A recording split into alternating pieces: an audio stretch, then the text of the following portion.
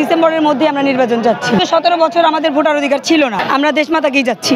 আমরা চাচ্ছি আমাদের গণতন্ত্র ফিরিয়ে আনার জন্য, যে ভোটার অধিকার, এই দীর্ঘ 17 বছর আমাদের ভোটার অধিকার ছিল না। আমরা চাচ্ছি যে সুষ্ঠু একটা নির্বাচন হোক, সেই নির্বাচনের মাধ্যমে যে সরকারি আসুক তাকেই আমরা আহ্বান মানে শুভেচ্ছা জানাবো, কিন্তু নিরপেক্ষ একটা নির্বাচন চাচ্ছি। আমরা খুব দ্রুত একটা নির্বাচন চাচ্ছি, যাতে নিরপেক্ষভাবে নির্বাচন হয়, গণতান্ত্রিক, মানুষের গণতন্ত্র ফিরে পাক। কাকে চাচ্ছি বা কে আসবে সেটা বলা যাচ্ছে না, কিন্তু আমরা আপাতত এখনও মানে আমরা দেশমাতাকেই যাচ্ছি। কারণ উনি বারবার 3 বারের সাবেক প্রধানমন্ত্রী এবং দেশের সফল একজন প্রধানমন্ত্রী, আর দেশ পরিচালনার জন্য আমরা তাকে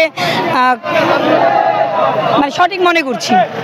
দেশের প্রেক্ষাপটের অনুযায়ী মানে আমাদের যে উপরোক্ত নেতৃবৃন্দ আছেন এবং আমাদের দেশনায়ক আছেন, তাদের সিদ্ধান্ত অনুযায়ী যেটা হবে সেটাই আমরা মেনে নেব।